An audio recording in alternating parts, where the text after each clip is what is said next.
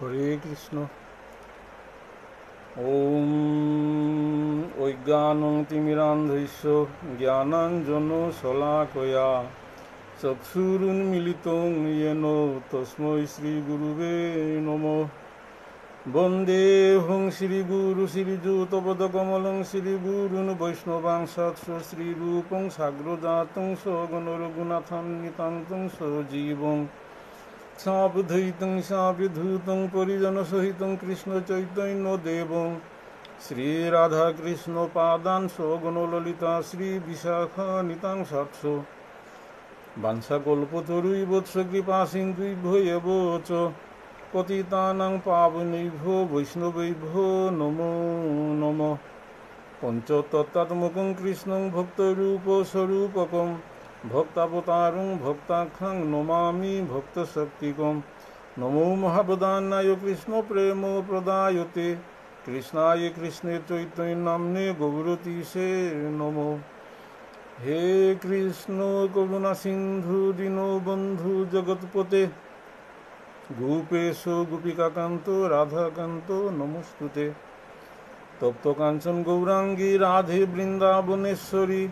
বৃষভানুসুতে দেবী প্রণমামি হরিপ্রিয়ে। জয় শ্রীকৃষ্ণ চৈতন্য প্রভু নিত্যানন্দ শ্রী অদ্বৈত গদাধর শ্রীবাসাদি গৌরভক্তবৃন্দ। হরে কৃষ্ণ কৃষ্ণ কৃষ্ণ হরে হরে হরে রাম রাম রাম হরে হরে। ওম নারায়ণং নমস্কৃত্যং নরং চৈব নরোত্তমং দেবীং সরস্বতীং ব্যাসং ততো জয়মুদীরয়েৎ।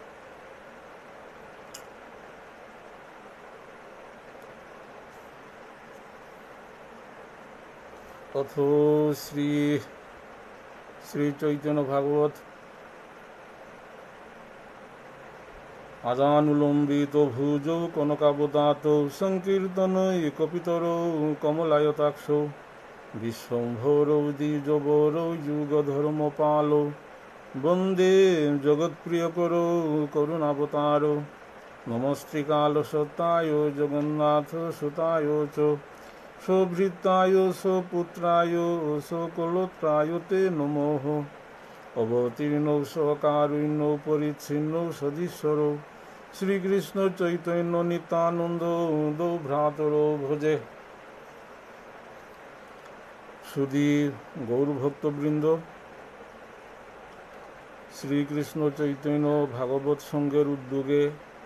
নিয়মিত শ্রী শ্রী চৈতন্য ভাগবত পাঠ আজিকার নিয়মিত পাঠে আমি প্রবচন করিয়া জিতৌয়া। আজিকা শ্রী শ্রী চৈতন্য ভাগবত গ্রন্থের মধ্যলীলার চতুর্বিংশ অধ্যায়ে 17 নম্বর পয়ারে তৈরি আলোচনা আমি করতাঙ্গায়। গেলগাকালী বৈষ্ণব প্রবর ডক্টর শ্রী মানসে সেই চতুর্বিংশ অধ্যায় শুভ সূচনা করিয়া গেলগা খুব সাবলীলভাবে। শুধু গৌরভক্ত মণ্ডলী, আমি এর কয়েকদিন সে অষ্টোত্তর শত শ্রীল ময়রাং গুরু মহারাজ দেববর্মন তার নিয়ে আমি এ পাতেতা উৎসর্গ করতাঙ্গায় করিয়া যারাঙ্গা। আজিকার পাতে হেন কথাবার অষ্টোত্তর শত শ্রীল ময়রাং বাবা ব্রহ্মণের মহারাজ ব্রহ্মণের আজিকার হেন নিবেদিত করতাঙ্গায়। পাতে হেন করতে গিয়া কোনো ত্রুটি বিচ্যুতিয়া থাইল ভক্ত হাবির চরণে ক্ষমা প্রার্থনা করুলি। শুধু গৌরপ্রিয় ভক্ত মানাই। আমি যে শ্রী শ্রী চৈতন্য ভাগবত গ্রন্থের খুব মধ্যলীলাত আমি আছি। মধ্যলীলার শেষের দিকে আমি যতই এটা আগুইতে জিতাঙাইগা, যতই আমি ভিতরের দিকে জিতাঙাইগা, সেই ভগবান সেই লীলা তত্ত্ব ওটা আরও গভীরে আমি ভূমিতাঙাইগা। কিন্তু যেগর যেই ক্ষমতা, সেই ক্ষমতা অনুযায়ী সেই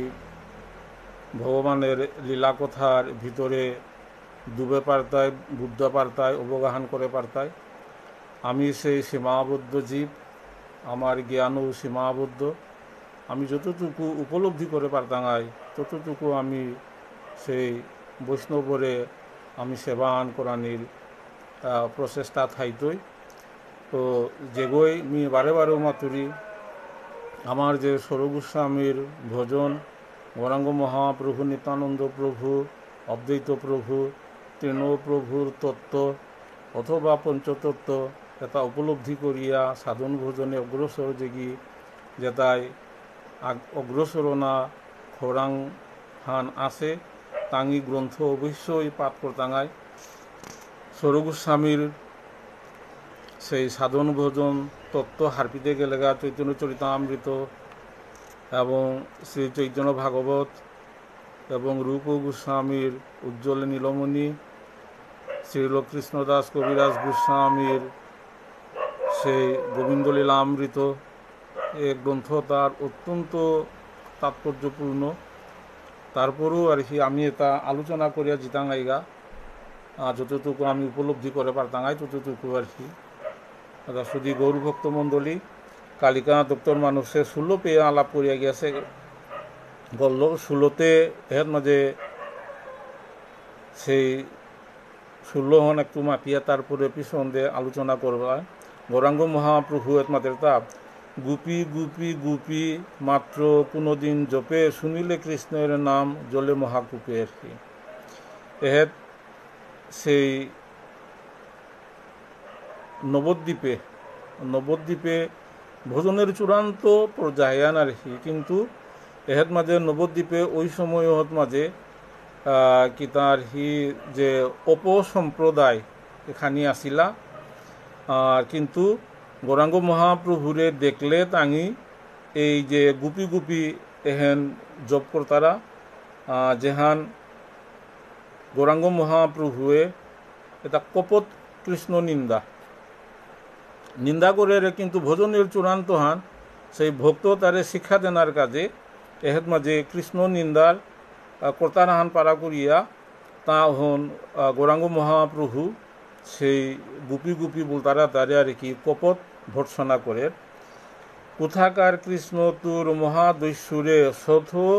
দৃষ্ট কৈতব ভোজে বা তারেকে। এহেন কপট যে তিক্ষান লোমনাম করিয়া তিক ছবি এটা যে তোমার কৃষ্ণ গো কাঙ্কার কৃষ্ণ গো অগ সদ্গো দৃষ্ট গো কৈতব গো বলিয়া। কারণ তার যে কিছু লীলা আছে আর কি, দ্বাপরের যে কৃষ্ণের যে লীলা, যে শতকোটি গোপীর সঙ্গে তার যে রাসলীলা নেপাগা মানে কপট মানুষ হাতে পড়িয়া, কপট শাস্ত্র ব্যাখ্যাকারের হাতে পড়িয়া আর কি বিকৃত হইয়া বলগা। তো বিকৃত কিন্তু এহেন কিন্তু অত্যন্ত মাধুর্যপূর্ণ তাৎপর্যপূর্ণ চূড়ান্ত পর্যায়ান ভোজনের। কিন্তু মানে অপব্যাখ্যাকারের হাতে পড়িয়া এহেনরে খুব তুচ্ছ তাচ্ছল্য করিয়া সহজভাবে এহেন মাতারা এহেনরে গৌরাঙ্গ মহাপ্রভু নিন্দা করে তা। কারণ হনে তাই কপট নিন্দাহান করে তা করিয়া তাঁর ভক্ত তাই কিন্তু হারপিতারা যে এহেন ভোজনের চূড়ান্ত হান কিন্তু যে তা কপট ভোজন করতারা আর কি তাঙরে কিন্তু এহের মাঝে খুব সন্দেহ হান বরা দিল। এহের মাঝে গৌরাঙ্গ মহাপ্রভু সেই শ্রীমদ ভাগবতমে রাসপঞ্চোধ্যায় নাচেয়া রাসহন কি হান নাচিয়া রসতত্ত্ব হান না পেয়া এই শ্রী শ্রী চৈতন্য ভাগবত এবং শ্রী শ্রী চৈতন্য চরিতামৃত পাঠের তেমন সার্থকতা বা তেমন উপলব্ধি নাইব। কারণ ভোজনের চূড়ান্ত পর্যায় হান নিত্যলীলাই প্রবিষ্ট। নিত্যলীলা হান কি হান এবং নিত্যরাস হন কি হান, মধুর রস হন কি হান এবং অপরাপর যে রসের যে 7খান গৌণ রস, 5খান মুখ্য রস। তো এই 5খান মুখ্য রস নিয়া গৌরাঙ্গ মহাপ্রভু কিন্তু সেই কলিযুগে শ্রী শ্রী চৈতন্য ভাগবত গ্রন্থ এবং শ্রী শ্রী চৈতন্য চরিতামৃত গ্রন্থে এই অন্যতম মুখ্য পাঁচখান রস নিয়া বিস্তারিত আলোচনা করেছে এবং তার বিস্তারিত আমি রূপখান পারাংতায় শ্রীল রূপ গোস্বামী স্বরূপ গোস্বামীর অন্যতম তার উজ্জ্বল নীলমণির মাঝে সেই রূপ গোস্বামীর উজ্জ্বল নীলমণি অহন যদি পাঠ করো না কোনো ভক্ত মানায় এই রসতত্ত্ব হারপিতে গেলে গা উজ্জ্বল নীলমণি গ্রন্থের সহায় ছাড়া কোনো মতেই সম্ভব না এবং রসতত্ত্ব বিষয় হন এতই সুখ্যাতি সূক্ষ্ম বিষয়হান এতই আনন্দদায়ক বিষয়হান যেটা রসতত্ত্ব যে শাস্ত্রের সাহিত্যের যে রস তারা যেটা উপলব্ধি করানি হারপি তারা আর কি আগে গল্প উপন্যাস পাকরিয়া যে রসতত্ত্ব পেইলা আর কি ওটার এটাই লৌকিক রস এবং এই যে সাধন ভোজনের এটা ওটাত্তরই আর কি উন্নততর রসান নিলতাই এর এটা আর কি শান্ত দাস্য সৈক্ষ বাৎসল্য মধুর এই রস এরে পাঁচখান শান্ত দাস্য সৈক্ষ বাৎসল্য মধুর আগেও আলাপ করিয়া গেলাঙ্গা মুখ্য রস পাঁচোয়ানি শান্ত রসের যেটা আর কি মুনি ঋষি আর যোগী এটা জঙ্গলে ধ্যান করিয়া তপস্যা করিয়া যে ভজনহান করলা এখন শান্ত রসান তো দাস্য রসান যে ভগবান শ্রীকৃষ্ণ তা ভগবান আমি তার সেবক আমি তার দাস এহলে তাই দাস্য রসান তো দাস্য রসের চূড়ান্ত মূর্তি গইলে তাই আর কি যে হনুমান যে অত্যন্ত ভগবান সেই ভগবান রামচন্দ্রের যে সেবক দাসগ হনুমান তো আমি এর মাঝে হনুমান তত্ত্ব আলোচনা না করে টাঙাই এবং শান্ত দাস্য সৈক্ষ এই রস এটা কিন্তু আমার লৌকিক জগতেও এটা আমি পারাংতা লৌকিক জগতেও এটা আমি এর লগে আর কি একটু ভোজনের পার্থক্য আনে হেন যে এই রসে তাত্তুরি আর কি এর মাঝে স্বকীয়তা ভাব নিজর মি এ ভাব এন আছে কিন্তু এর মাঝে যে পারমার্থিক যে রসখান পরা বিদ্যা চিন্ময় বিদ্যা এর কিন্তু আর কি তদীয় ভগবানের হান আর জড়জাগতে গিল তাই মিহান মি আস্বাদন করি মি সুখ করি এর মদীয় ভাব অনলেতাই তদীয় ভাব মদীয় ভাব অনলেতাই এর জড়জাগতিক ভাব হেন আর কি মোর সৌ সুমারা মোর আত্মীয় স্বজন মোরতা আর কি তাঙর সুখ দুঃখে মি সুখ দুঃখ তাঙি হাসি কান্না আনন্দ পেলে মিও হাসি কান্না আনন্দ পৌরি ঠিক সারে পরদু হেন লেতাই আর কি মদীয় আর তদীয় ভাগ ভগবানের তা ভগবানের সংসার হান তো ভগবানের সংসারের মাঝে ভগবানের সেবা করিয়া যে সুখান পানা ওহনে লেতাই আর কি চিন্ময় সুখান যেখান শান্ত দাস্য সৈক্ষ বাৎসল্য মধুর এ মধুর রসার মধ্যে চূড়ান্ততম রসান লেতা মধুর রসান যেহান আমি শ্রীমদ ভাগবতমে পারাং শ্রীমদ ভাগবতমের রসহন লেতাই শ্রীমদ ভাগবতমের দশম স্কন্ধের সেই রাসপঞ্চ অধ্যায় এবং ওহনরে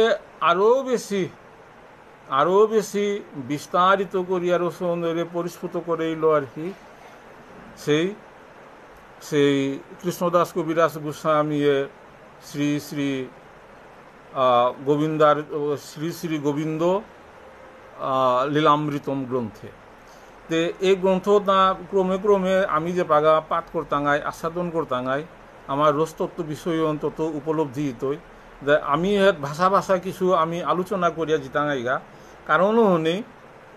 এর মাঝে গৌরাঙ্গ মহাপ্রভু যেটা গুপি গুপি বলিয়া যেটা যে কপট যে ভাবখান দেখাই তারা ওহনরে তা সে কপট নিন্দা করলো কিন্তু ভজনান চূড়ান্ত হান কিন্তু তাঁর পদ্ধতি হান আর কি তাঁর ভাবখান ওই স্তরের হান নাবে কারণ হনে তারে আর কি তা কপট বর্ষনা করলো এবং এর মাধ্যমে তার ভক্ত তারও হারপুইল আর কি যে এহেন সাধনের চূড়ান্ত হান কিন্তু তাঙি যে সারে কর্তারা সারে ভোজন হান নাবে সাধুগুরু বৈষ্ণবের এবং গুরু সেই অনুগাইয়া ভোজন অনুশীলন করানি থক স্ত্রীজিৎ হইয়া স্ত্রীর কাতে না কোকান লুব্ধকের প্রায় লইল বালির পরাণ এন রামায়ণের শিক্ষাহান এহেন স্ত্রীজিৎ হইয়া স্ত্রীর কাতে নাক কান, স্ত্রীজিৎ কুঙ্গ আর কি। কেন চূড়ান্ত কথা এটা রামায়ণ না পা করলে এর ব্যাখ্যা তা পরিষ্কার নাইব। যে সর্পণ্যখার নাগ্য কাঁপেইল, তো সর্পণ্যখার নাগ্য কাঁপেইল আর কি। কারণ কি তা স্ত্রীজিৎ আর কি, অর্থাৎ একই স্ত্রীতে আসক্ত মর্যাদা পুরুষোত্তম ভগবান শ্রীরামচন্দ্র একই স্ত্রীতে আসক্ত ও কারণও নেই, কিন্তু নাগ্য কাঁপেইল স্ত্রীজিৎ আর নাগ্য কাঁপেইল আর কি। অন্য স্ত্রীর মানে ওহন্দে দৃষ্টি না বেলতই, অন্য স্ত্রীর মুখে তা দৃষ্টি না করব, না চাইব, গ্রহণ না করব, কিন্তু নাগ্য কাঁপেইল আর কি। এটার ভিতরে খুব তাৎপর্যপূর্ণ ওয়ারি আছে তা, লুব্ধকের প্রায় লইল বালির পরাণ। এতে বালিরে ভগবান শ্রীরামচন্দ্র প্রাণ লইল। ভগবানে এহেনও সাধারণ দৃষ্টিতে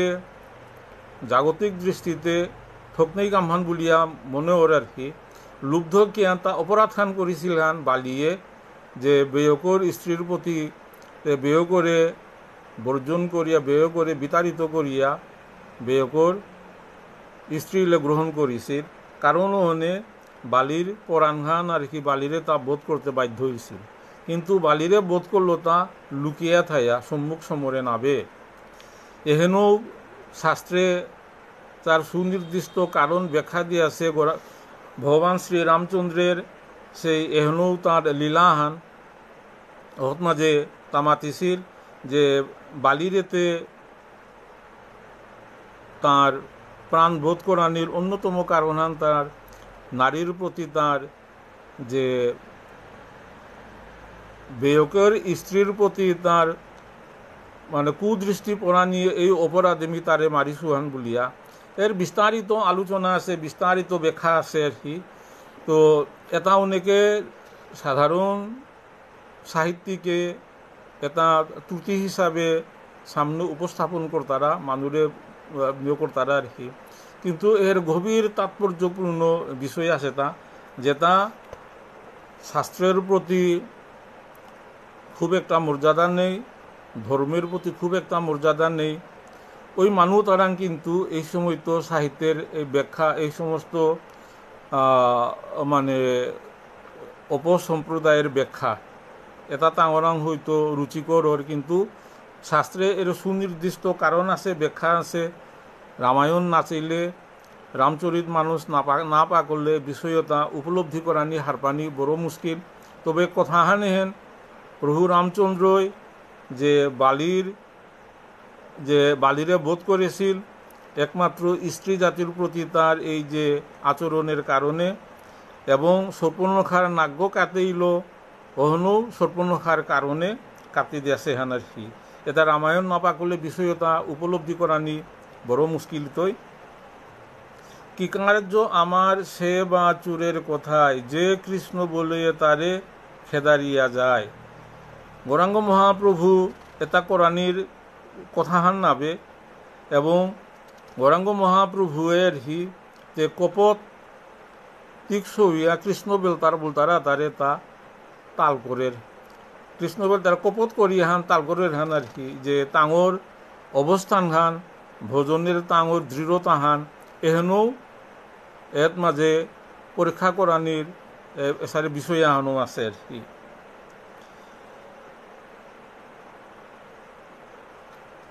গোকুল গোকুল মাত্র বলে ক্ষণে ক্ষণে, বৃন্দাবন বৃন্দাবন বলে কোনো দিনে। বা গৌরাঙ্গ মহাপ্রভু যেই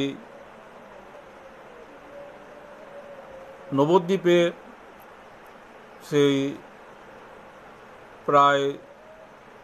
24 বছর তাও পাগাও নবদ্বীপ সন্ন্যাস গ্রহণ না করিছে, নবদ্বীপে আছে, কিন্তু তার ভাবের যে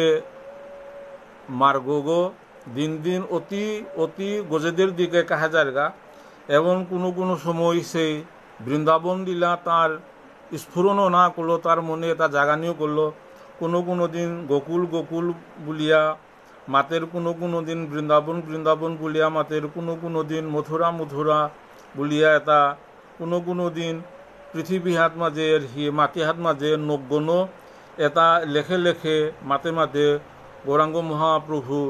আনন্দ অনুভব করানি করল। এটা গোকুল বলে গোকুলের সেই দোয়াপরে তাঁর লীলা, বৃন্দাবনের তাঁর লীলা, মথুরায় তার বাল্য সেই মথুরার লীলা এটা হাবি মনে করিয়া তার মনোহন ওই ভাবন দে অগ্রসর ওর ওই রসে ভাবিত ওর এবং পৃথিবী আর নগণ লেখে লেখে তা আনন্দ পানাও করল। ক্ষণে পৃথিবীতে লেখে ত্রিভঙ্গ আকৃতি, চাহিয়া রুদন করে ভাসে শোভক্ষিতি। সেই ত্রিভঙ্গ আকৃতি বৃন্দাবনের সেই ত্রিভঙ্গ মূর্তি, সেই হাতে বেনু, তার মুর্গত মাঝে সেই চূড়া, বৈজয়ন্তী মালা এবং নপুর গঙ্গুরু এটা তার রূপ নিংসিঙিয়া ইয়া গৌরাঙ্গ মহাপ্রভু নবদ্বীপে এটা মাটিহাত লেখিয়া এবং ওই ভাবহর প্রতি অনুরক্ত ইয়া তা অজস্র ধারায় রুদন করিয়া মাতিয়ান পেয়া টিঙানিয়ে করল। এসারে অবস্থা আপনাদের গৌরাঙ্গ মহাপ্রভু নবদ্বীপে বাপখান আহিল। ক্ষণে বলে ভাই বড় দেখিবন, পালে পালে সিংহ ব্যাঘ্র বল্লুকের গণ। সেই বনহত মাঝে খুব তাৎপর্যপূর্ণ বিষয় আছে আর কি, আধ্যাত্মিক বিষয়ান কি হান, আধ্যাত্মিক বিষয়ান হেন যে সাধন ভোজনে অগ্রসর ইতে গেলেগা, সাধন ভোজন করতার আতা কুরাং বনে গিয়া নির্জনে জঙ্গলে গিয়া সাধন ভোজন করানি আগে করিয়া গেলাগা আর কি। এপাগাই সেন গিয়ান এপাগাও সাধন ভোজন করানি এর মাঝে শত্রু হতে পুঙ্গ, শত্রু হতে ইলদাই হের মাঝে সিংহ ব্যাঘ্র বল্লুকের গণ মেয়ে পা সাধন ভোজন করে নোয়ার উড়িয়ে রেখি কি দিয়া মোর যে রিপু, মোর যে ইন্দ্রিয় এটার মোর সাধন ভোজনের এটা ব্যাঘাতকারী সাধন ভোজনের অনুকূল নাবে। প্রকৃত সিংহ ব্যাঘ্র ভল্লুক ইলতাই এর এটা আমার যে অন্তর্গত মাঝে আর কি অন্তর্রূপী বনহত মাঝে যে স্বরূপু এরপরে দশেন্দ্রিয় এটা আমারে কোনো মতেই সাধন ভোজন করানি না তারা, কারণ সাধন ভোজন করতে গেলে গা রিপুর দ্বারা তারিত অনা নাইব। এই রিপু তা স্বরূপু তার হি আচার বিচারে নেই তা যেহানু মাতানি চাইতারা, যেহানু করানি চাইতারা, যেহানু খানা চাইতারা ইন্দ্রিয়তাও আর কি ঠিক অসারে তা অর্থাৎ এটারে দমন করানি, এটারে দমন করতে পারলে সাধন ভোজন করানি হান। অতএব মোর সাধন ভোজনের ব্যাঘাত জঙ্গলে গেলেগা বনে গেলেগা সাধন ভোজন করে নোয়ার তারা তাকি দিয়া এর যে সিংহ ব্যাঘ্র ভল্লুক এটার উৎপাতে আর ঠিকও তার এই যে সিংহ ব্যাঘ্র ভল্লুক এটা আমার অন্তর্গত আহেতা অন্তর্গত বলিয়া আমারে মানুষ ওরে ভোজন সাধন করানি না তারা রিপু দমন করানি, ইন্দ্রিয় দমন করানি, ওতে কি সারে দমন করতাম আইতা দমন করে নোয়ালে সাধন ভোজন করানি নার। আতে এই সমস্ত রিপুতা আগেই উল্লেখ করিয়া গেলাঙ্গা যে গীতাহাত মাঝে ভগবানে মাতিয়ে গিয়েছে গাতা অর্জুন ধরে মাতলো তা হে অর্জুন এটা হাবি মাতিয়েও গেলাঙ্গা এ সম্ভবত ত্রয়োদশ অধ্যায়ে মাতিয়ে গেছে গাহান যে কি আসলে তো তোর সাধন ভোজনের বা এটা হাবির শত্রুগো কিন্তু মনহান মনোহনের তি নিয়ন্ত্রণ করে পারলে তি হাব্বি তি জিংতে সারা পৃথিবী আন জয়ী করে পারতে। তো মনোহনের তি নিয়ন্ত্রণ করানি কন্ট্রোল করানির চেষ্টা কর বলিয়া ভগবান শ্রীকৃষ্ণ গীতাহাত মাঝে অর্জুনের যে পাগা মাতলো অহত মাঝে অর্জুনে কথা আন মাতে চিলতা খুব তাৎপর্যপূর্ণ বিষয় হান। অর্জুন অগৈল রায় আর হি আমার প্রতিনিধি গইয়া তা মাতা আনলিয়া দেয় আর হি যে ভগবানের মাতা মনোহেন নিয়ন্ত্রণ কর যে মনোহেনতে প্রতিহান্তি সেন আর হি যে মনোহন লেদা আর হি যে তৈষাহং নিগ্রহং মৈন্যে বায়ুরিব সদুষ্করম, যে মনোহনতে মন প্রমাথি বলবৎ দৃঢ়ম, মনোহনতে কতিহান্তে শক্তিশালী বলতে মানুষ আর মন হেন আর কি এতই শক্তিশালী যে প্রমাথি বলবৎ দৃঢ়ম, প্রমাথি মানে পাগালা আত্মীয়র সারে বলবৎ দৃঢ়ম, পাগালা আত্মীয়র সারে বলহান থাসে গো মানুষগর মনোহন, প্রত্যেকটি মানুষ মনোহনতা পাগালা আত্মীয়র মতো সারে বলহান থাসে তা অতাবারা আত্মীয় মনোহনরে নিয়ন্ত্রণ করানি বলিয়া হে প্রভূতি মাতর অর্জুনে মাতে তা শ্রীকৃষ্ণরাং যে মনোহন তৈষাহং নিগ্রহং মৈন্যে বায়ুরিব সুদুষ্করম, অতাবারা মনোহনরে নিয়ন্ত্রণ করানি বৌহানরে নিয়ন্ত্রণ করানি পারলেও পারতে পারে, অর্থাৎ বৌহনরে নিয়ন্ত্রণ করানি কারো সম্ভব নেই। বৌহন ইচ্ছা মতো উত্তরে তো দক্ষিণে দে, দক্ষিণে তো উত্তরে দে দিতই, পিছে দে তো মুঙে দে, মুঙে দে তো পিছে দে, বৌহনরে কুঙ্গই কন্ট্রোল করে পারতারা তা আগুই কন্ট্রোল করে নোয়ার তারা নাও সম্ভবিতই, কিন্তু অর্জুনে মাতের তা অতাবারা বৌহনরেও কন্ট্রোল করে পারলেও মনোহনরেতে নিয়ন্ত্রণ করানি প্রায় অসম্ভব। তৈষাহং নিগ্রহং মৈন্যে বায়ুরিব সুদুষ্করম, দা বায়ুহন কন্ট্রোল করে পারলেও মনোহনরতে কন্ট্রোল করে নোয়ার বাং, অর্থাৎ এর মাঝে যে মনঘাত যে বাঘ যেটা আসি মনের বনে যে বাঘ যেটা আসি ও তারে নিয়ন্ত্রণ করানি এর মাঝে বড়ই কঠিন বিষয়ান, কিন্তু এটা নিয়ন্ত্রণ সররিপু এবং দশ ইন্দ্রিয় নিয়ন্ত্রণ করে নোয়ালে ভোজনে অগ্রসর অনা এন খুব কঠিন বিষয় আনিয়া জারগা। এর মাঝে গীতাহার শ্লোক আন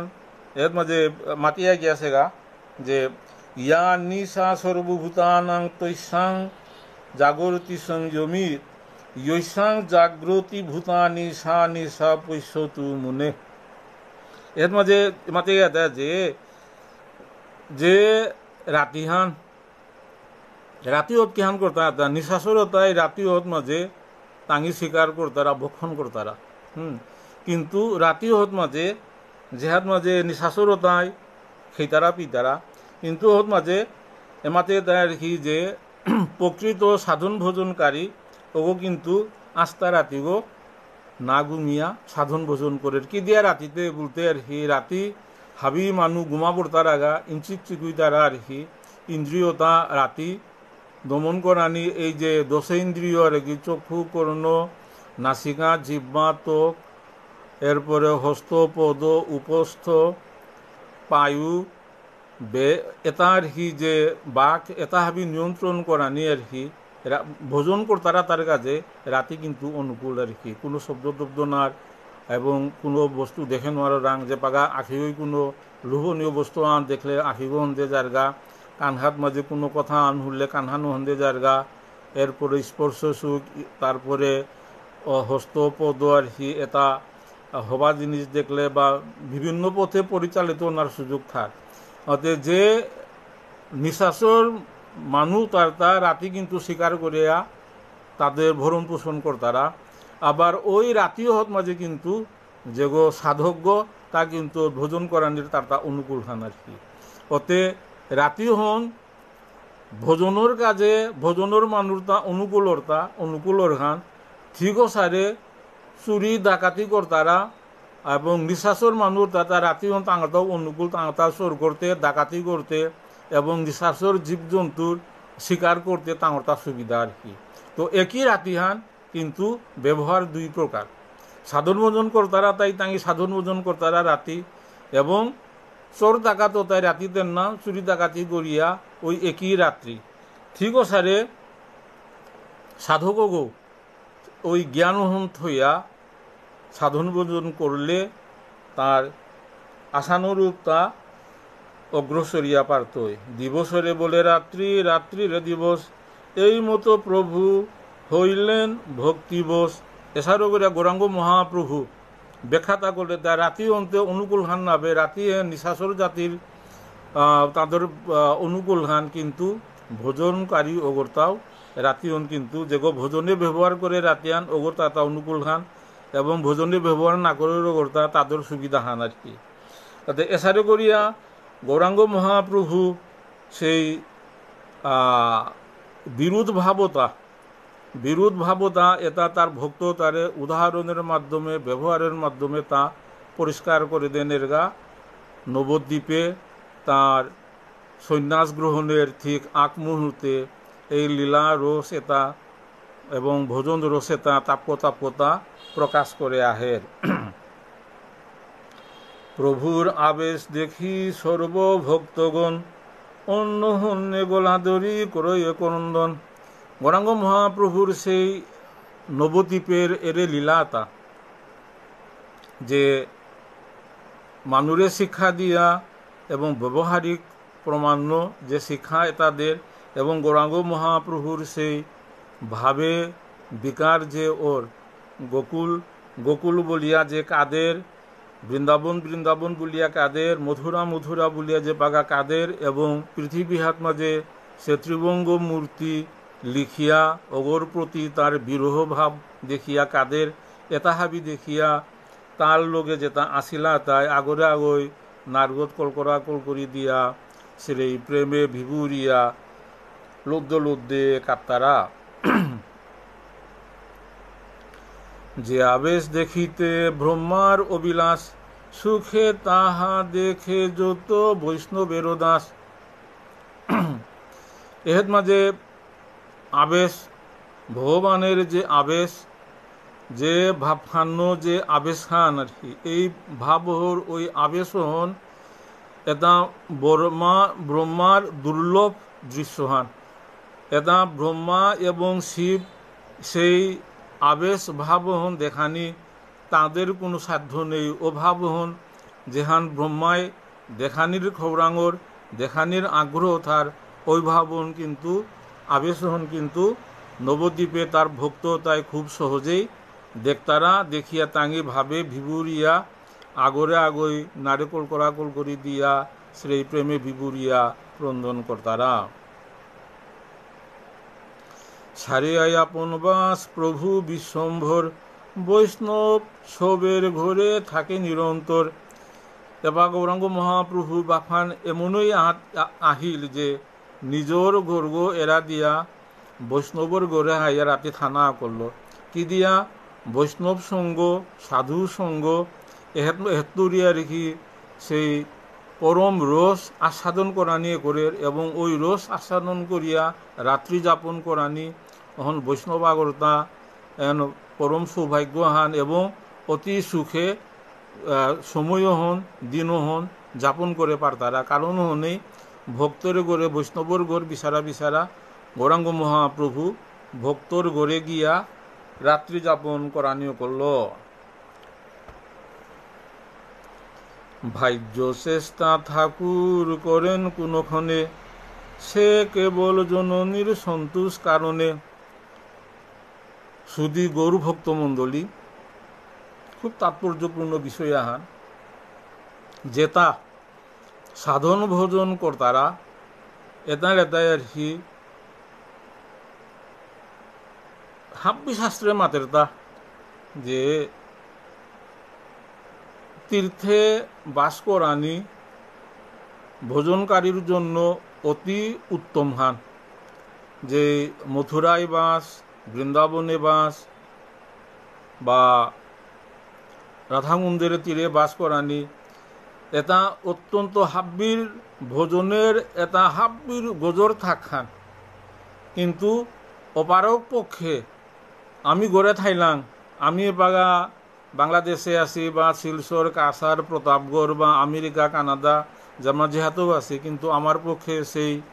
মধুরাত বাস করানি, বৃন্দাবনে বাস করানি, রাধাকুণ্ডর তীরে বাস করানি সম্ভব? কোনো মতেই সম্ভব না। কিন্তু সাধনের 1 নম্বর শর্তহান যে তীর্থে বাস করে সাধন ভোজন করানি।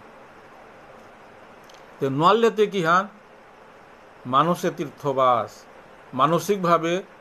মিজ হান আসু হন বৃন্দাবন হান, মিজ হান আসু হন মধুরা হান, মিজ হান বাস করুরীয় হন রাধাকুণ্ডর পার্গো এহেন মানুষে চিন্তা করে মানসিক চিন্তা করা নিহান যেগই এসারে তার ভোজন হন সার্বক্ষণিক তা যেহাতেও থাক তা যদি মি নবদ্বীপে বাস করুরি গো মি মথুরাত বাস করুরি গো মি বৃন্দাবনে বাস করুরি গো এ ভাব হন আর কি তারাং সার্বক্ষণিক যে পাগা থাইতই ভোজনের চূড়ান্ত সিদ্ধিয়ানো হন অন মানুষে ভোজন করা নিয়ান এ পাগা যে আমি যে লৌকিকভাবে যে ভোজন করোনা এহেন ভোজন এহেন কাহিতে কাহিতে যে পাগা মানুষে গিয়া আমি নিত্য বৃন্দাবনে নিত্য মধুনাথ নিত্য রাধাকুণ্ডে বাস করে পারতাম আইগা আখিগো যে মিলে আর কি রাধাকুণ্ডর মনে হাইতই এবং আমি রাধাকুণ্ডে বাস করলাম এভাবে যে পাগা হাইতই অন সাধনের সিদ্ধিহান তে এহেত মাঝে গৌরাঙ্গ মহাপ্রভু তাতা সাধন ভোজন করানি না লাগে আপনি আচরি ধর্ম সবাইকে শিখায় তা আচরণ করিয়া শুধু গৌরভক্ত মণ্ডলী মি আগেই মাতিয়া গিয়াছে লাঙ্গা আলোচনা করিয়া গিয়াছে লাঙ্গা যে গৌরাঙ্গ মহাপ্রভু যে কলিযুগে আহিয়া সত্য ত্রেতা দোয়াপরে যে তা নাদি আছে তা কলিযুগের মানুষের কৃপা করিয়া দেয়া তা এর মাঝে গীতাহাত মাঝে মাতলে তা রেখি যে অষ্টাদশ অধ্যায়ের 65 নম্বর শ্লোকে মাতলে তা মন মনা ভব মদ্ভক্ত মজ্জাজি মাং নমস্কুরু মামই বৈশ্যসী সত্যংতে প্রতিজানে প্রিয় হসিমে মন মনা ভব মদ্ভক্ত মজ্জাজি মাং নমস্কুরু মোরে অর্জুন ওরে মাতের তা মোর ভাবনায় ভাবিত হো মোরে ভক্তি কর মোর যাজনা কর মোরে পূজা করে তা মাতলো তার কি কিন্তু কিসারে করানি ভগবানের কিসারে নি করানি ভগবানের কিসারে পূজা করানি ভগবানের কিসারে সাধন করানি এটা কিন্তু সত্য ত্রেতা দ্বাপরে কোনো শাস্ত্রেও পরিষ্কারভাবে এটা কিন্তু নামাতিয়া গিয়াছিগা এর মাঝে শ্রীমদ ভগবত গীতা এর মাত্র তার শৈক্ষর সরখান বুলতারা শাস্ত্রের মাত্র আমার গোস্বামী মাত্রা তা শৈক্ষার্ধ পুরাপুরি শৈক্ষ আনুনাবে কারণ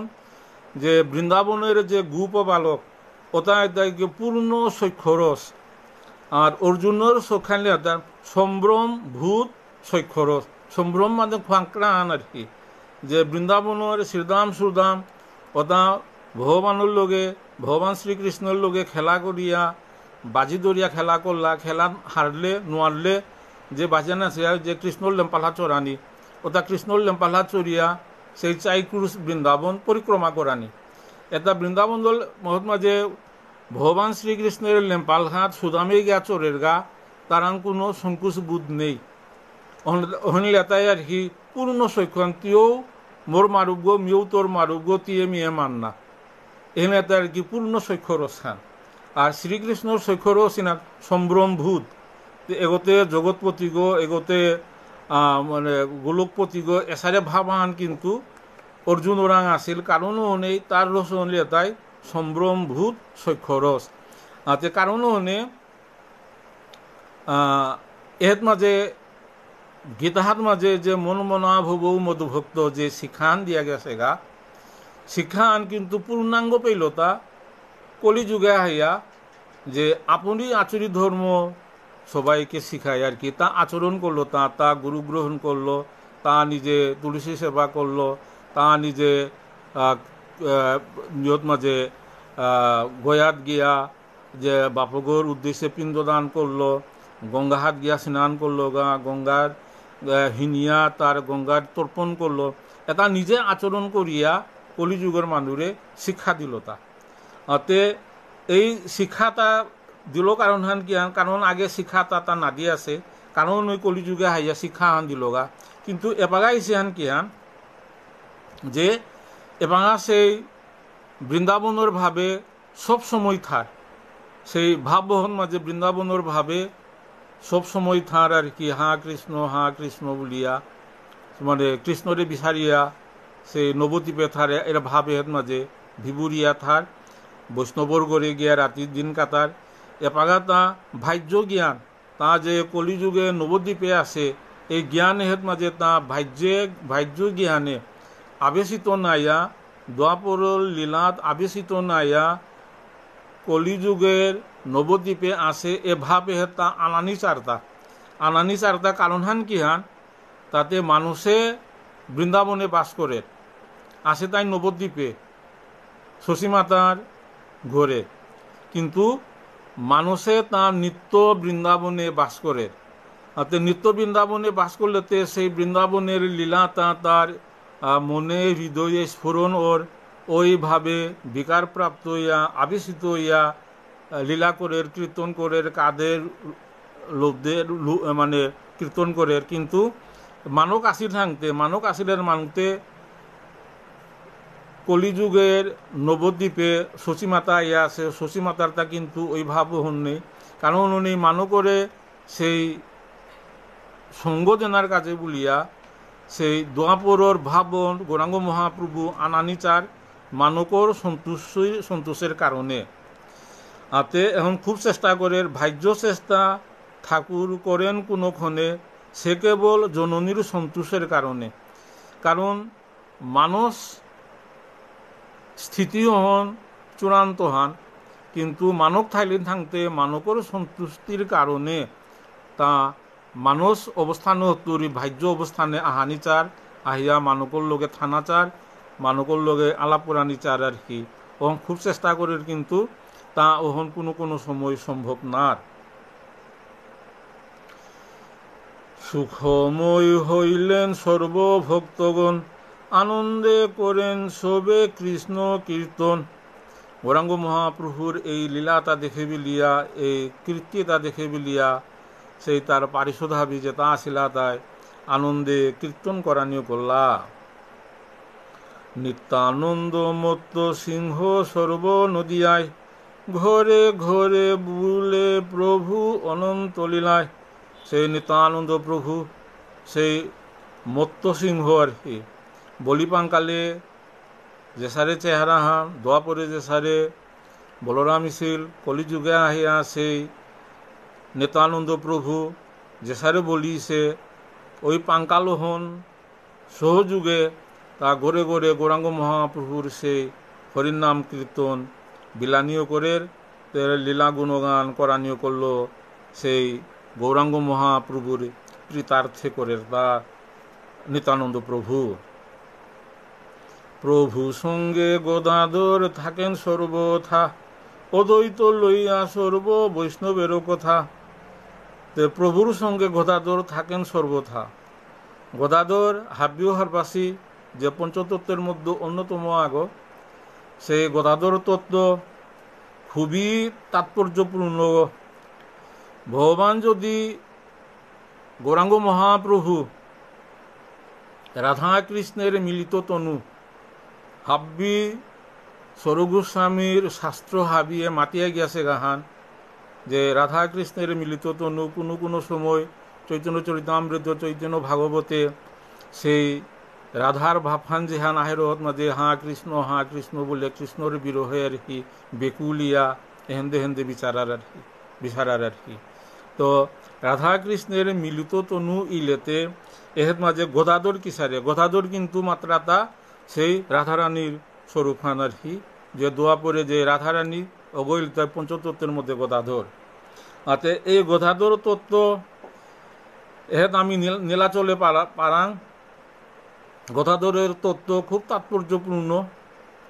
সেই গদাধর এহেত মাঝে যে পাগা গৌরাঙ্গ মহাপ্রভু আমি দেবেই ডাঙায় যে পুরীত গিয়া তা গদাধর ওহতে গিয়া এপাগা গৌরাঙ্গ মহাপ্রভুর লগে নবদ্বীপে যে সারে গদাধর আসিল ঠিক সারে পুরীতেও গিয়া আসিল গাগো। অর্থাৎ এই গদাধর তত্ত্ব হল খুব তাৎপর্যপূর্ণ বিষয় হান, ভজনের অত্যন্ত নিগুড় বিষয়, যার জন্য সাধুগুরু বৈষ্ণবের মুখে বিষয়তা থাবলগা আর অনেক সময় সুযোগ পেলে এই সাধুসঙ্গ মাঝে তা আলোচনা আহিতই।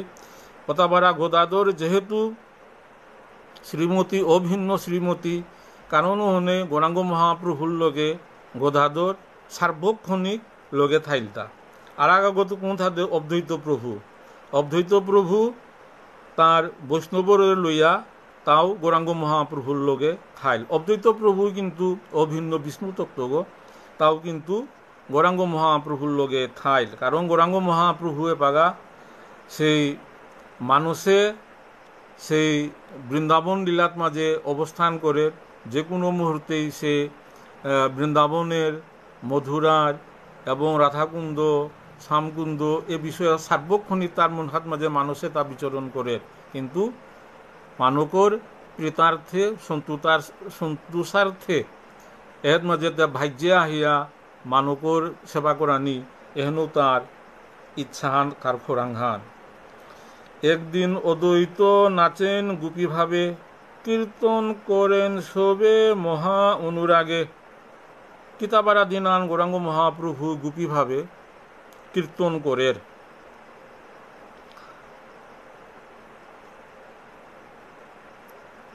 একদিন অদ্বৈত নাচেন অদ্বৈত প্রভু গুপিভাবে কীর্তন করেন সবে মহা অনুরাগে। হাব্বিও কর্তারা তার মহা অনুরাগে তাদের গুপিভাব, গুপিয়ে তার উপরে মঞ্জরি তার ক্রমাখিয়ান আছে, এইভাবে যে পাগা কীর্তন করানিও করলা নবদ্বীপে হাব্বিও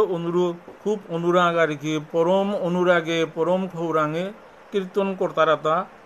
কিতাবারা দিনাহার নবদ্বীপে। আরতি করিয়া নাচয়ে অদ্বৈত মহাশয়, পুনঃ পুনঃ দন্তে তৃণ করিয়া পড়ই। দন্তে তৃণ ধরানি, দন্তে তৃণ বলতে ঘাস আস দাঁতন চাবিয়া আর কি, ঘাস খেতারা তা কিতা অধপতিত অধজুনি যেটা ঘাস খেতারা তা আর কি। অতে হেন দৈন্যতার চরম প্রকাশ খান পতিতে দিন অতি দিন নিজরে প্রকাশ করানি। কারণ এই সাধন এবং ভোজনের ভিতরও থমিতে গেলেগা নিজরে ঐশ্বর্য ভাব হইয়া সাধন ভোজন করলে বৈষ্ণব সাধনে কোনো অগ্রগামীও না বা আগুয়ানি কোনো মতেই সম্ভব নয়। গৌরাঙ্গ মহাপ্রভুর তার শিক্ষাস্তক্রমে মাতিয়া গেলাতা তৃণাদপি সুনিচেন তরুরিব সহিষ্ণু না অমানিনা মানদেন কীর্তনীয় সদা হরি। তৃণাদপি সুনিচেন নিতরে নিজেরে অতি দিনহীন তৃণ অপেক্ষা গাছান অপেক্ষা আরও হীনগ বলিয়া নিচগ বলিয়া মনে করানি। এর মধ্যে অদ্বৈত প্রভু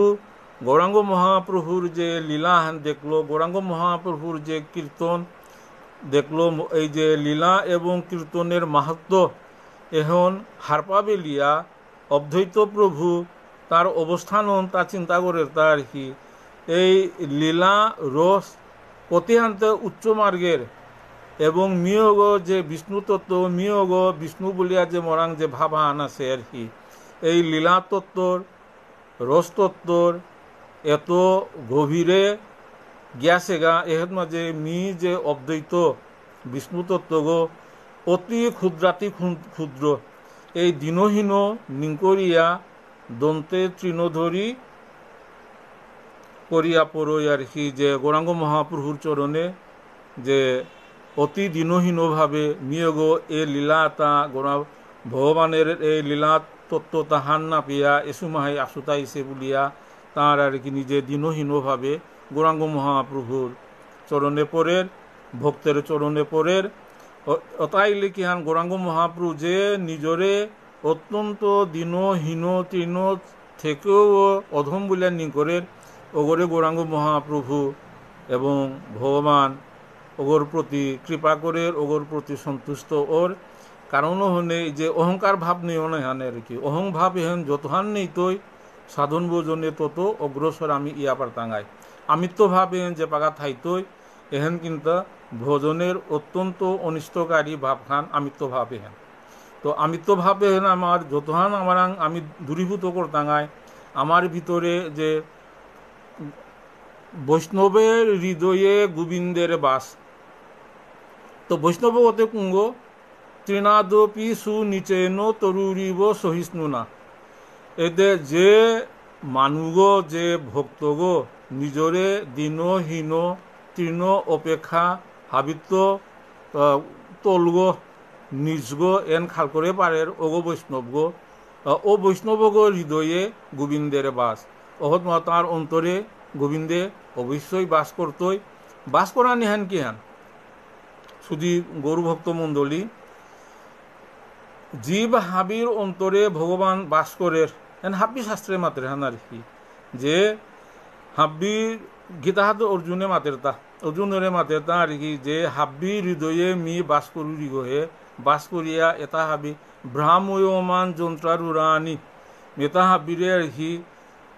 দেহ গো যন্ত্র গো হিসাবে মি তার হৃদয়ে অন্তরে বাস করে তা হাবি পাকদৌড়ি তাহে আর কি অতে পাকদৌড়ি থাকতে তার অন্তরে মোর হৃদয়ে ভগবান আছে মি হান না পুরি বা তার হৃদয়ে ভগবান আছে তা হান না পার কি দিয়া উপলব্ধি অন নাহের তা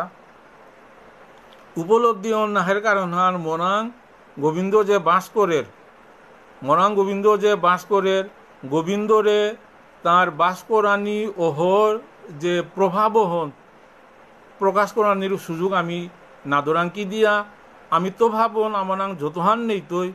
সেই ভগবান অন্তরে বাস করের বাস করিয়া তার প্রভাব হন আর কি ও ভক্ত ওর মাধ্যমে তা প্রকাশিত হইতই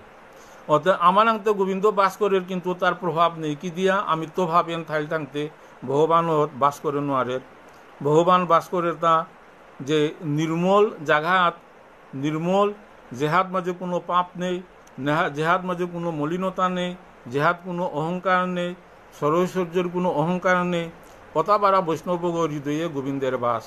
অর্থাৎ আমি তো ওসারে বৈষ্ণব ইয়ান মল্লাং থাকতে আমার হৃদয়ে গোবিন্দ বাস করলেও আমি কিন্তু তারে আর কি অনুভব করে নোয়ারা অনেক দুর্ভাগ্যহান আমি অনুভব করে নোয়ারানির কারণে আমি ভগবান বলতে আর কি যে পদকর্তায় মাতিয়া যায় যে গৌরাঙ্গ বলিতে না গেল গলিয়া আর কি গৌরাঙ্গ নাং হেন উচ্চারণ করতে এটা বারা অনর্পিত চরিং চিরাত এটা নাদিয়া গিয়াছে গা আর কি এটা বারা বস্তু হন পেইতে ওটা বারা বস্তু হন যে দান করিছে গৌরাঙ্গ মহাপ্রভুর মহাবদান নাই কৃপা করিয়া কলিযুগের মানুরে দিয়াছে ওটা বারা গৌরাঙ্গ মহাপ্রভুর নাম হংসল করতে আর কি আখি দে সেই প্রেমাশ্রু ফুতাহান না পড়ে আর কি তো আমার হৃদয় এটা কতিয়ান কঠিনী এটা কঠিনান মানে কি হান আমিত্ব ভাব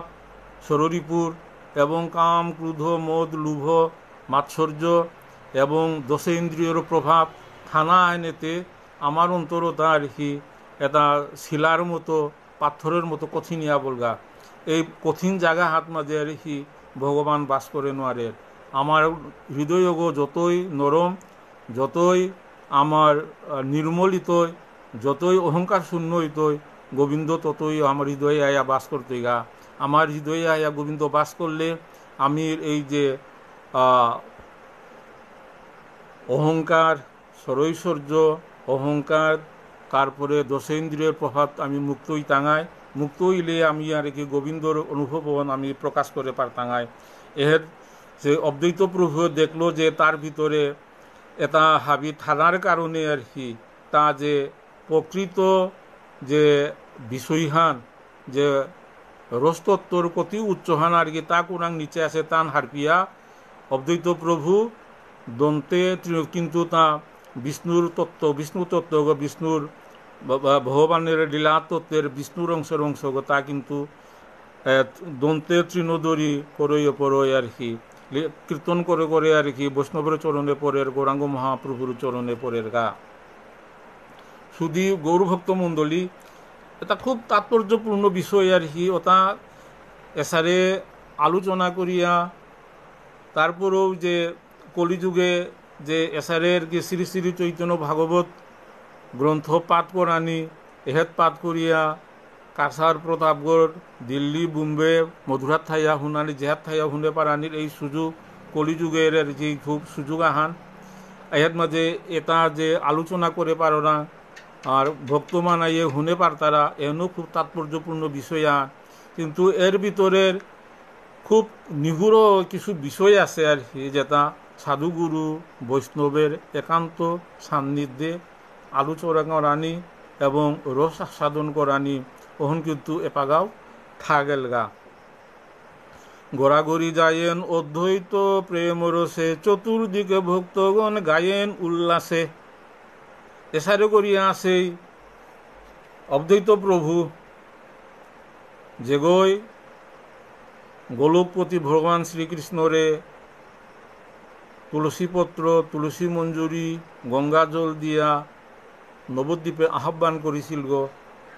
অহন্দে বুলতারা তা গৌর আনা ঠাকুর বুলতারা গৌরাঙ্গ মহাপ্রভুরে গোলুকে তো আনিছে বলিয়া গৌর আনা গৌরাঙ্গরে আনিছে বলিয়া গৌর আনা ঠাকুর বুলতারা তার সেই ক্ষমতা আছে। বিষ্ণু তত্ত্ব তা মাত্রই হন তা জেহান করতেই হন তুলসী মঞ্জুরি তুলসী পত্র এবং গঙ্গা জল জেহান গঙ্গাহাত মাঝে যে সেই ওতাবারা গোলকপতি ভগবানের আহ্বান করলো হন, কিন্তু গোলকপতি ভগবান তা হুনের গো হার পার গো। কি দিয়ে আহ্বান করলো তা যে কলিযুগের মানুষ এত অধপতিত, কলিযুগের মানুষ এত পাপাচারী, এতারে উদ্ধার করানি অদ্বৈত মোর দ্বারা সম্ভব নাইব।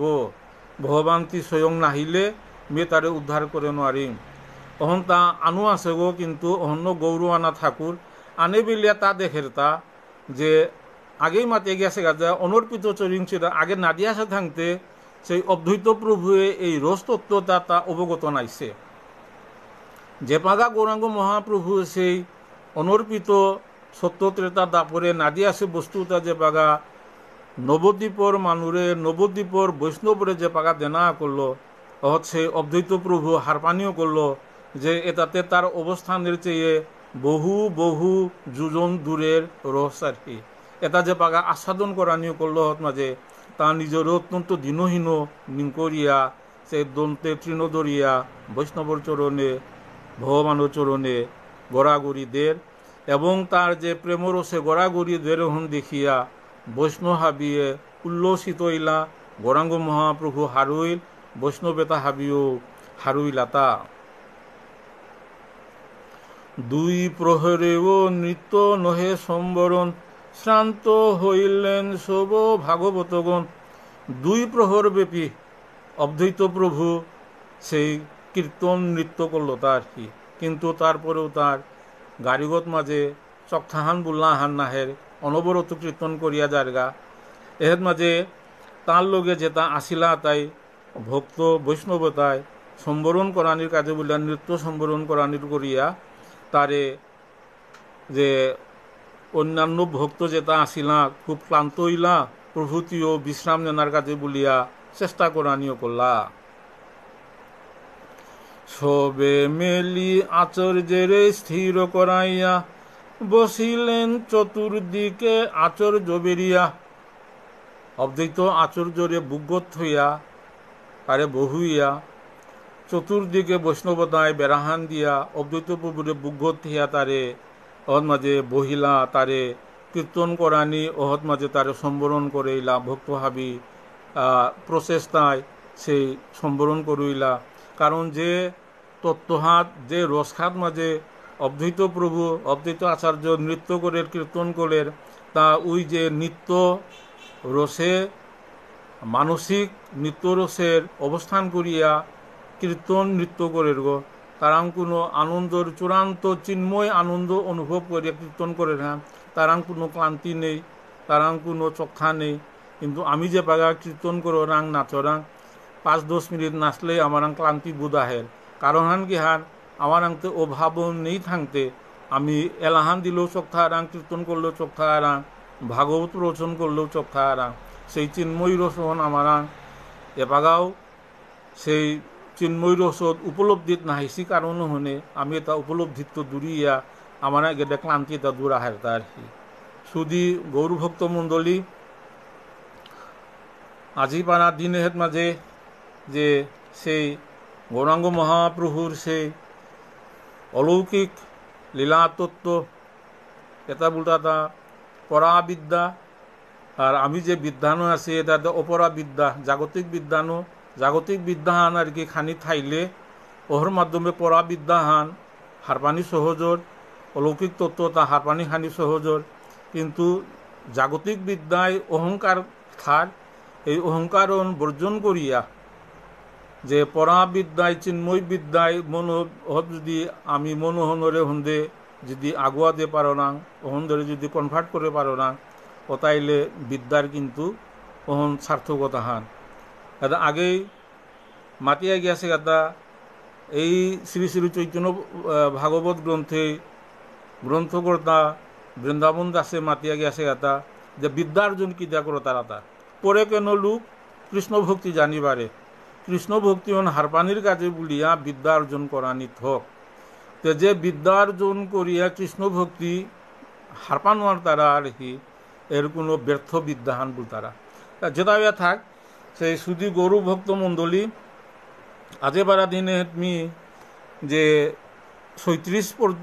পদ পয়ার পেয়া মধ্যখণ্ড শ্রী শ্রী চৈতন্য ভাগবত মধ্যখণ্ড ৩৬ পয়ার পেয়া আজিকা পাঠ করিয়া গেলাঙ্গা সেবা করিয়া গেলাঙ্গা আজিকার সেবা মাঝে এই গ্রন্থ সেবাত কোনো ত্রুটি বিচ্যুতি ইয়া থাইল ভক্ত হাবির চরণে দ্বন্দ্ববোধ ভক্তিকাত করিয়া হাবিরাং ক্ষমা প্রার্থনা করুরি আর আজিকার এ পাঠ হন আর কি অষ্টোত্তর শত শ্রীল মৈরাং দেব বর্মন ঠাকুরের উদ্দেশ্যে নিবেদিত করলাম সেই নবদ্বীপের আমার আখাড়ার অত্যন্ত সেই শ্রদ্ধাভাজন সেই পরম্পরা গুরুর অন্যতম গুরু আগর হি সেই গুরু আগর হি নিত্যধাম প্রাপ্ত হোক এবং চৈতন্য ভাগবত শ্রীকৃষ্ণ চৈতন্য ভাগবত সঙ্গের হাব্বিরু কৃপা করে দেখ তার নিত্যধামে তো আমার আশীর্বাদ করে দেখ আমিও কালে সেই নিত্যধাম প্রাপ্তি নিজ নিজ গুরুর চরণে ভক্তিকাত করিয়া আজিকার মতো এর মাঝে গ্রন্থ সেবার বিশ্রাম দিলাম। হরে কৃষ্ণ।